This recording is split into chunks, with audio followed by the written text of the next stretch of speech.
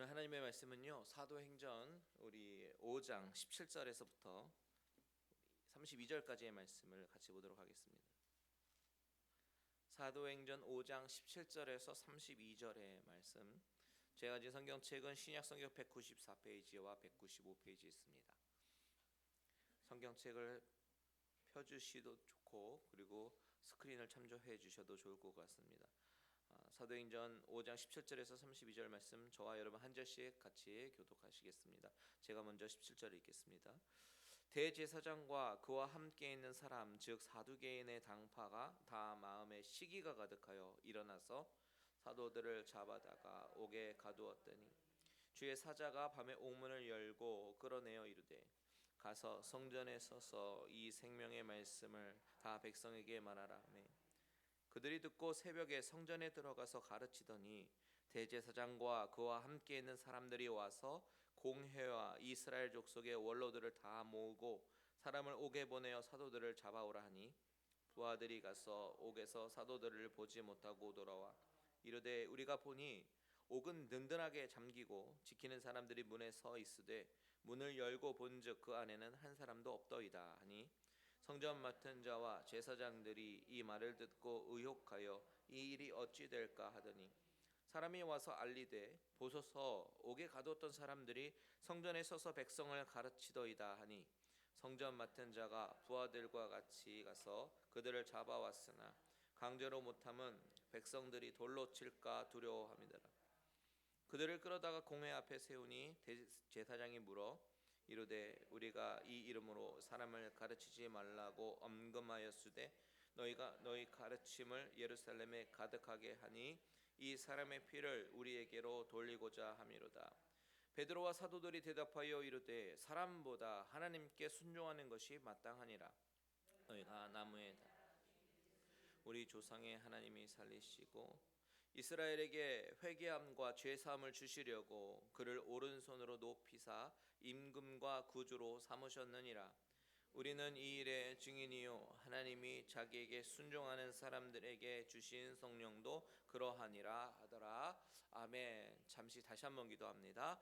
하나님, 이 시간에 하나님 말씀이 선포될 때에 이 말씀이 나의 말씀으로 들리게 하시고 또한 우리에게 믿음으로 반응하는 귀한 시간 되게 하여 주시옵소서. 오직 주님께서 말씀하실 줄 믿사오며 살아계신 예수님의 이름으로 기도합니다. 아멘. 아멘. 우리는 지난 시간에 아나니아와 삽비라의 그 뒷이야기를 살펴봤죠. 그 사건이 일어난 이후에 나타난 일들, 참으로 놀라운 일들이 있었습니다. 부흥의 현장이 있었고 병고침의 현장이 있었고 귀신이 떠나가는 그런 현장이 있었습니다. 그러다 보니까 병든 자, 귀신 들린 자들이 계속해서 몰려들었고 주 예수님의 이름으로 치유함 받는 기적적인 현장을 통해서 하나님의 놀라운 은혜와 부흥의 그런 현장이 있었습니다. 하나님은 그 공동체에 부흥을 주시기 위해서 그 공동체를 이제 사용하시기로 작정하셨는데 그렇게 하기 위해서 반드시 실행하셨어야 하는 것이 있었어요. 그것이 뭐냐면 바로 묵은 누룩과 같은 그런 죄악을 잘라버리는 것이었습니다. 그것은 공동체를 살리는 것이었고 공동체의 또 다른 역사를 이루게 하시기 위한 것이었습니다. 잘못된 것을 행하면서 그것이 잘못된 것인지 알지 못하는 그런 문둥병에 걸린 사람들처럼 조금씩 부지불식간에 병들어가고 있었던 그 죄악의 뿌리들을 반드시 뽑아야지만 그 공동체는 건강을 회복하고 부흥의 길로 갈 수 있었기 때문입니다. 부흥의 과정 가운데 반드시 척결해야 되는 영적 불순물을 하나님께서 제거하신 것입니다. 결국 아나니아와 삽비라의 죽음의 사건은 그 공동체 안에서의 충격의 사건이었고 또한 두려움의 사건이었지만 이 사건을 통해서 우리에게 던져주는 질문들이 있었습니다. 그것이 무엇입니까? 거룩하신 하나님 앞에 서 있는 예배자의 자세는 어떠해야 되는가? 하나님은 만홀히 여기시는 분이신가? 하나님은 소경 같은 하나님이신가? 예배자의 거룩성은 어떠해야 되는가? 등등 우리로 하여금 생각해보게 해주는 중요한 질문들을 하나씩 던져줬었습니다. 사람들은 거룩한 두려움 가운데 하나님을 경외하기 시작했고 영적 불순물이 제거된 그 공동체는요 에클레시아가 되었습니다. 부름받은 자들의 모임, 즉 종교인들의 아니라 신앙인들의 모임, 사명을 가지고 나아가는 그런 공동체가 된 것입니다. 여러분, 교회 안에 비전을 잃어버리고 나아갈 방향을 잃어버린다면 신앙의 공동체가 아닌 종교단체로 전락이 되는 것입니다. 그런데 교회 안에 영적인 불순물을 제거하고 다시 비전을 향해서 나아갈 때는 하나님은 회복을 주시고 부흥을 주시는 것입니다.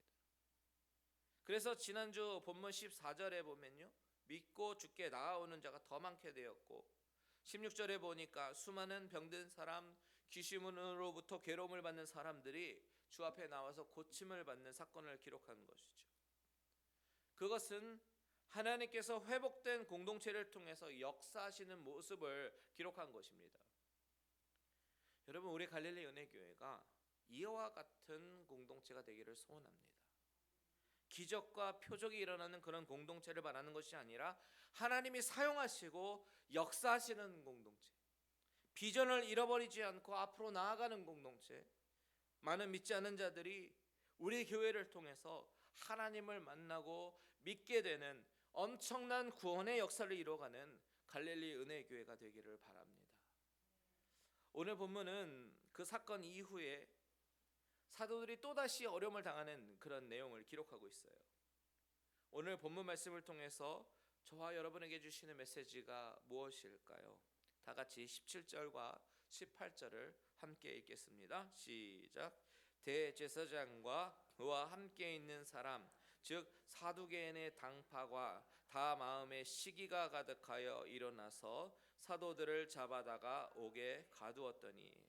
자, 여러분 17절 가만히 보니까요, 대제사장과 사두개인들은 무엇이 가득 찼다고요? 시기가 가득 찼다라고 이야기합니다. 이 본문 17절 맨 마지막 부분 보니까요, 가득하여, 시기가 가득하여 일어나서라는 이 부분을 보면 무엇이 일어난 겁니까? 헷갈릴 수가 있어요. 여기서 일어났다라는 단어의 주체는 대제사장과 사두개인이 아닙니다. 그들이 stand up 한 게 아니라 시기가 rose up 했다는 이야기입니다. 여기서 일어나다라는 단어가 미완료 분사 형태인데 분사를 통해서 꾸며진 단어가 시기라는 단어예요. 그래서 마음속에 시기심이 막 발생하여서 일어난 것입니다. 그리고 그들의 마음에 시기로 가득해진 것입니다. 그런데 여기서 쓰인 이 시기라는 단어도 헬라어 원어를 보니까 제일로스라는 단어가 쓰였습니다. 영어의 젤러스와 거의 발음이 흡사합니다. 제일로스, 젤러스. 그런데 이 헬라어 단어 제일로스는 참 재미있는 단어예요. 우리가 흔히 사용하는 영어 단어 jealous, 즉 시기, 질투라는 뜻도 있지만요, 동시에 어떤 뜻이 있냐면 열심, 열정 이런 뜻도 있습니다.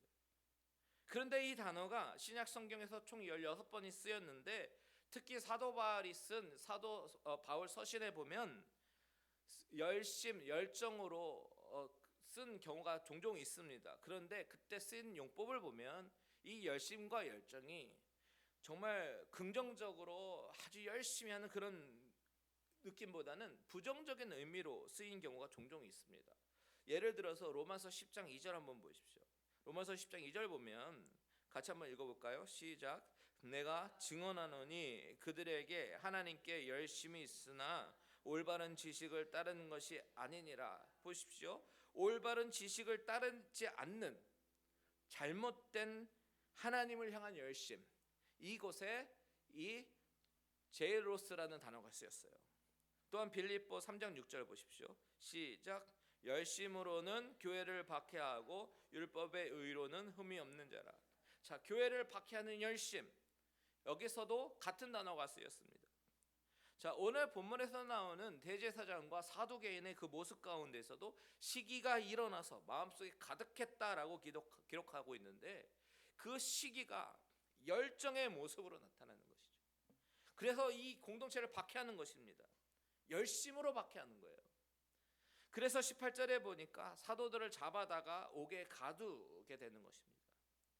이 단어가, 이 제일로스라는 단어가 우리에게 주는 임플리케이션, 즉 함축된 의미는 뭐냐면 열정과 열심 중에는요 잘못된 열심과 열정도 있더라라는 것입니다.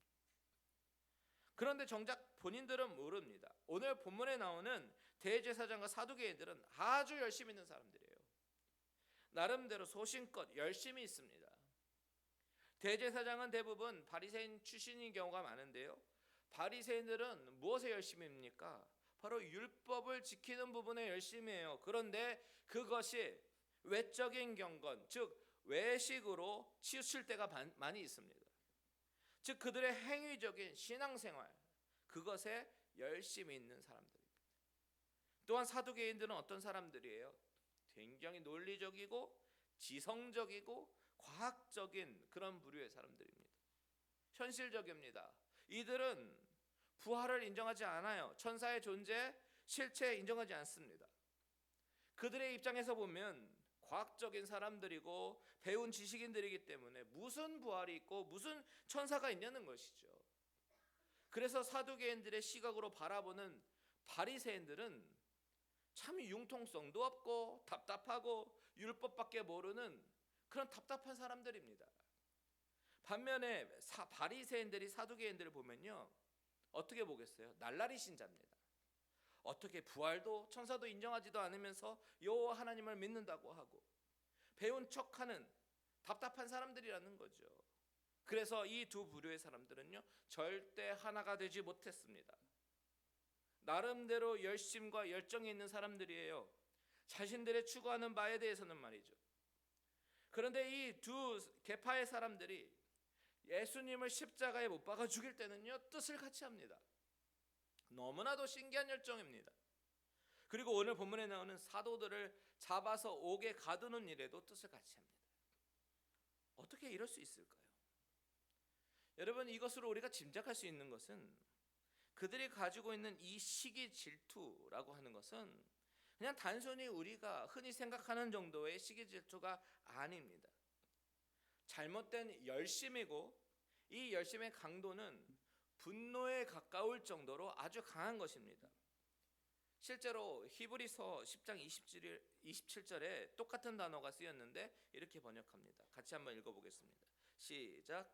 오직 무서운 마음으로 심판을 기다리는 것과 대적하는 자를 태울 맹렬한 불만 있으리라. 맨 끝에요, 맹렬한 불만. 이 맹렬한, 이것이 바로 제일로스의 형사적인 용법입니다. 지금 그들이 경험하고 있는 이 제일로스는요 시기와 분노가 돼서 맹렬히 타오르는 그런 단계로 생각할 수 있는 단어라는 거예요. 그렇다면 그들이 왜 이렇게 분노가 가득 찼을까요? 생각해 보세요. 예전에 예수라는 사람이 나타나서 사람들을 선동했습니다. 그 사람들 눈에 볼 때는 그가 가는 곳마다 사람들이 몰려다녔고 심지어 메시아라는 이야기까지 들리기 시작합니다. 그러니까 바리새인과 사두개인들은 자신들의 기득권이 흔들리려고 하니까 예수를 잡아서 죽였습니다. 그 이야기는 이미 요한복음 때 살펴봤죠. 그랬더니 이제는 예수 같은 사람들이 더 많이 일어나는 것입니다. 3장에서 민문에 앉은 뱅이를 일어나게 합니다. 그랬더니 사람들이 막 몰려드는 거예요. 그리고 이 사도들은 그 사람들을 향해서 기탄 없이 하나님의 말씀을 전합니다. 이들이 이렇게 신학을 한 사람도 아닌데 너무나도 담대하고 명확하게 잘 전하는 거예요. 사람들이 몰려들고 선동이 되는 것 같으니까 다시 한번 위기의식을 느끼고 어떻게 합니까? 4장에 보니까 잡아들여서 가두지요. 그리고 더 이상 예수의 이름으로는 말하지도 말고 가르치지도 말라라고 경고하고 내보냅니다. 그랬더니 어떻게 됐습니까? 그 무리들은 더 기도하고 더 성령이 충만해서 막 진동이 일어나기까지 합니다. 그러다가 이제 몇 주 전에 살펴본 아나니아 삽비라 이야기, 어떤 부부가 잘못된 헌금으로 인해서 죽더니 그걸로 끝난 게 아니라 오히려 사람들이 더 몰리고 병고침도 일어나고 귀신이 떠나가는 그런 역사들이 일어나는 겁니다. 그런데요, 이 일이 일어나고 있는 현장이 어느 지역인 줄 아십니까? 5장 16절 보니까 어디라고 얘기합니까? 예루살렘 부근이라고 얘기합니다. 그 지역은 바리새인들과 사두개인들의 주 무대입니다. 그들이 화가 나서 시기로 가득 찬 이유는 바로 자신들의 그 교권 상실에 대한 두려움, 그리고 그 두려움에서 오는 그런 박탈감입니다. 당시 종교 지도자들이라는 그런 사람들이 자신들의 영향력과 입지가 줄어드는 그 사실에 대해서 두렵기도 하고 시기와 질투가 나기도 하니까 그들의 열심은 분노로 바뀌고 아무 근거도 없이 옥에 가두게 되는 것입니다. 근데 한 가지 더, 이 옥이란 단어도요, 원어에 보니까 public jail이라고 되어 있어요. 그냥 옥이 아닙니다. 무슨 얘기냐면 공공기관에 잡아 넣었습니다. 그러니까 경계가 얼마나 삼엄하겠습니까? 쉽게 빠져나올 수가 없는 철저한 감옥입니다. 그런데 무슨 일이 일어났어요? 19절 다 같이 읽겠습니다. 시작. 주의 사자가 밤에 옥문을 열고 끌어내어 이르되. 사실 이 문장 맨 앞에 그러나라는 접속사가 있어요. 근데 번역이 안 됐습니다. 이 접속사를 놓고 보면 사람들이 사도들을 잡아다가 공공 감옥에 가뒀는데 그러나 주의 사자가 밤에 옥문을 열고 끌어내었다라는 말입니다. 주의 사자가 얼마나 많은 수가 왔는지 또 어떻게 옥문을 열었는지에 대해서는 이 누가의 관심사가 아닙니다. 누가는 거기에는 관심이 없어요. 중요하지 않아요. 중요한 것이 무엇입니까? 사실 천지의 창조자의 하나님께서 원하시기만 하면 무슨 일이든 못하겠습니까? 병고침도 일어나고 귀신도 떠나가는데요. 근데 감옥에서 나오는 사건 가능하겠죠. 불가능이 없으신 하나님인데. 그런데 오늘 본문에서는 이 사실이 중요한 초점이 아니라 우리에게 주시는 중요한 메시지는 따로 있습니다. 자, 여러분, 이 사건을요 사도의 시각으로 한번 볼까요? 사도의 시각으로. 사도들은 그저 주어진 사역을 감당하다가 갑자기 군인들이 들이닥쳐가지고 체포당해서 감옥에 갇히게 된 그런 상황입니다. 얼마나 당황스럽고 절망스러운 상황이겠습니까? 일을 할 만하면 브레이크가 걸리고 또 일을 할 만하면 브레이크가 걸립니다. 감옥이라고 하는 곳은 모든 사람들이 다 가고 싶어 하지 않는 곳입니다. 사실 두려운 곳이죠. 어떤 일이 일어날지 아무도 모르니까. 그런데 감옥에 갇혀서 어리둥절할 때에 주의 사자가 갑자기 나타나서 옥문을 열고 끌어냅니다. 자, 여기서 우리가 질문해야 될 질문이 한 가지가 있죠. 왜냐는 질문이에요. 왜 주의 사자가 갑자기 나타나서 그들을 끌어냈냐라는 것입니다. 왜 어려움에 빠진 사도들을 주의 사자는 다시 옥문을 열고 끌어냈습니까? 이것이 중요한 질문입니다. 그 이유가 무엇이냐면 그 사도들에게는 아직 감옥 밖에서 감당해야 할 사명이 남아있기 때문입니다.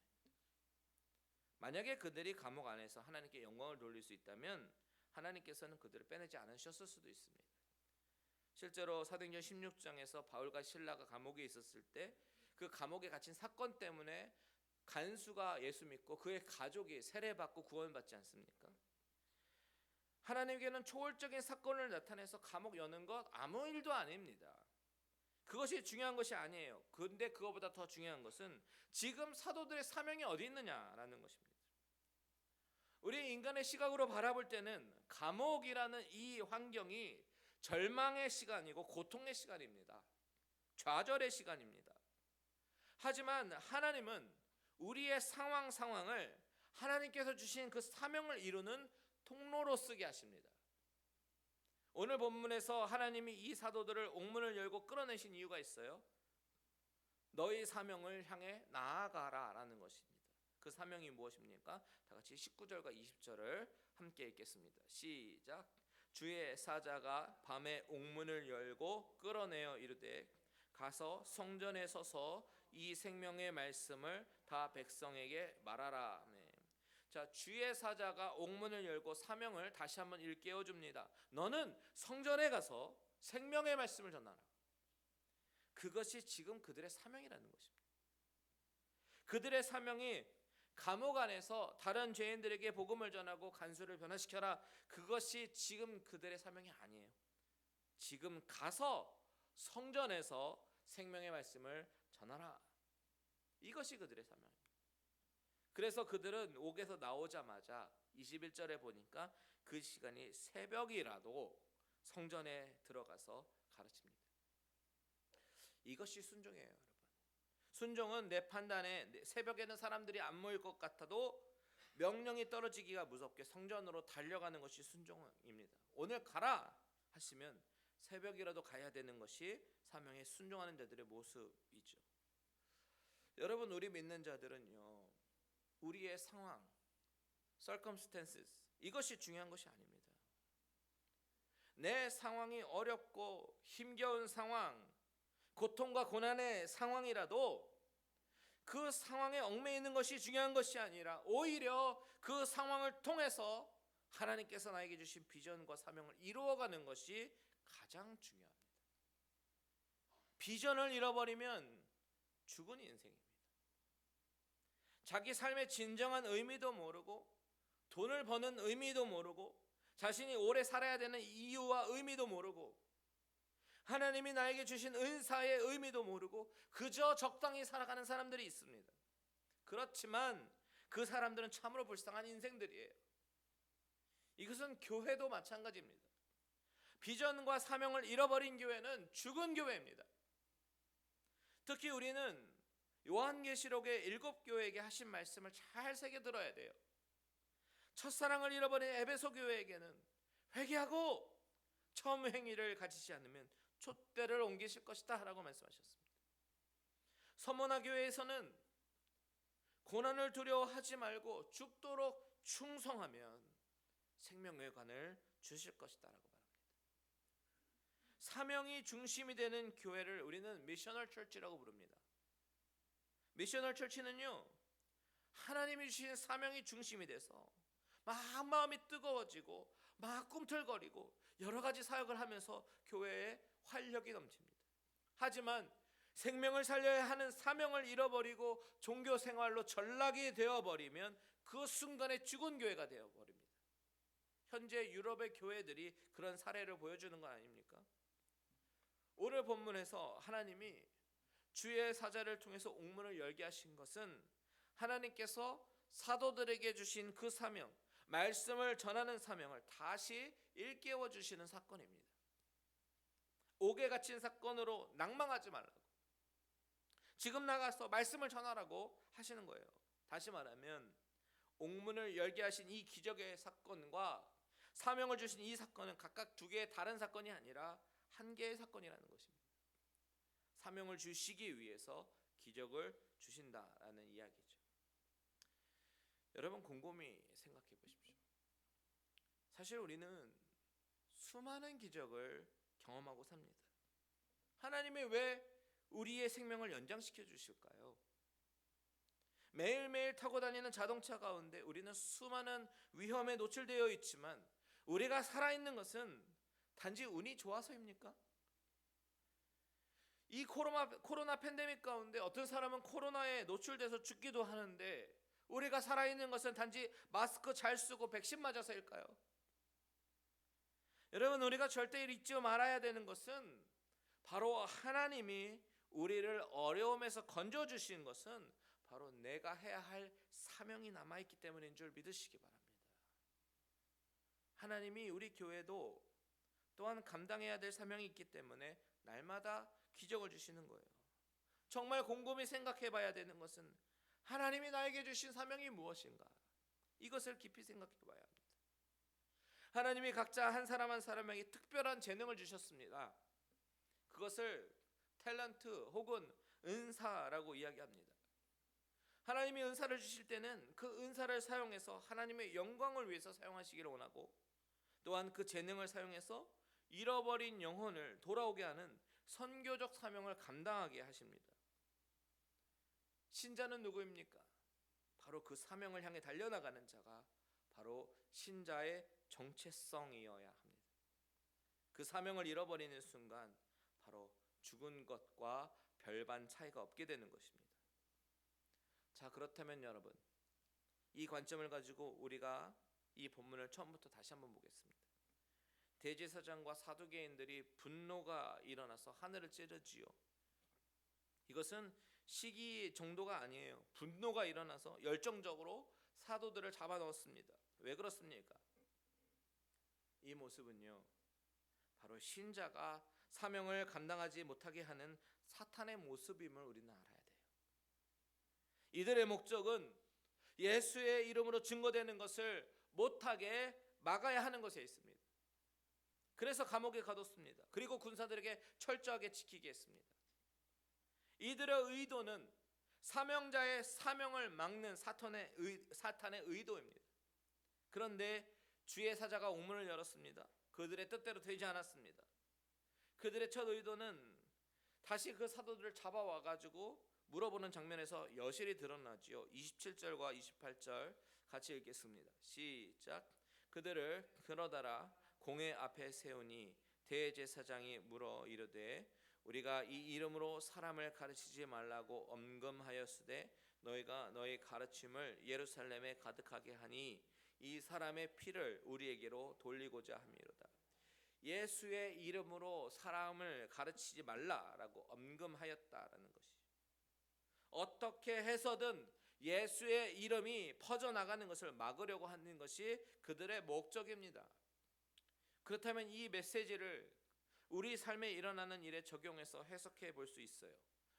여러분, 우리가 삶에서 경험하는 고난과 어려움을 해석할 때 어떤 관점으로 생각해 봐야 되냐면, 혹시 이 고난이 사탄이 나에게 주는 영적인 방해인가 아닌가, 내가 사명을 감당해야 되는데 방해받는 것은 아닌가, 이 부분도 우리는 생각해 봐야 합니다.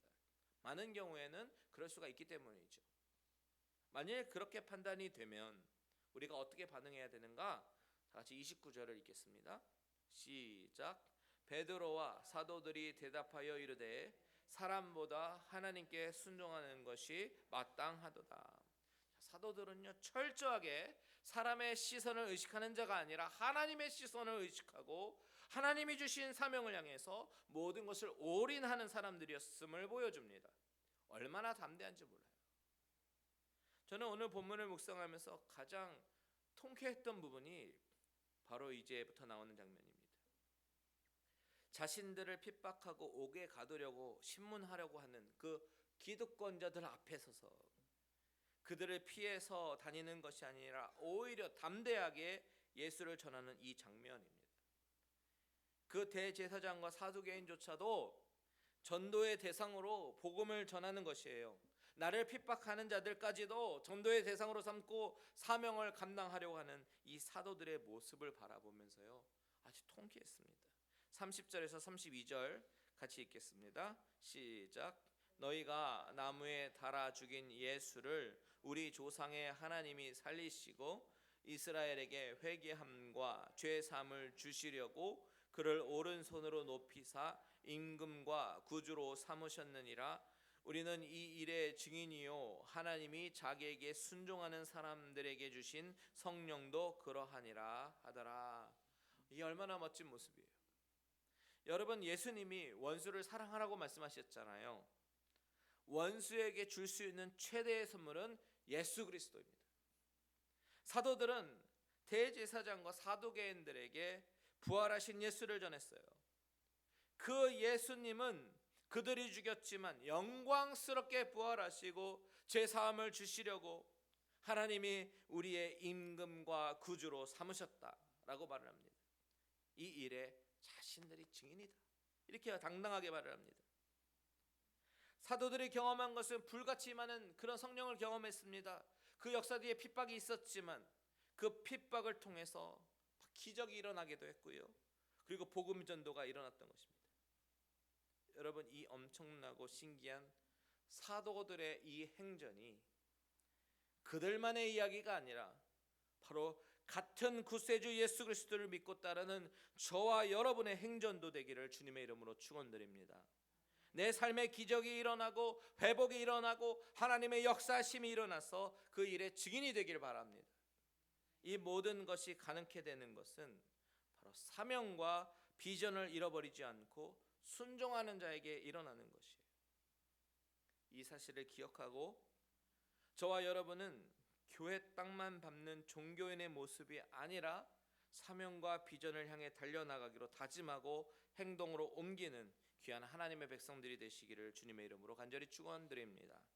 또한 우리 교회의 사명, 즉 새 생명을 살리기에 전도와 선교와 구제에 앞장서는 교회가 될 수 있도록 동참하시고 기도하시는 우리 모든 성도님들 되시기를 주님의 이름으로 축원드립니다. 우리 다 같이 찬양하고 기도하겠습니다.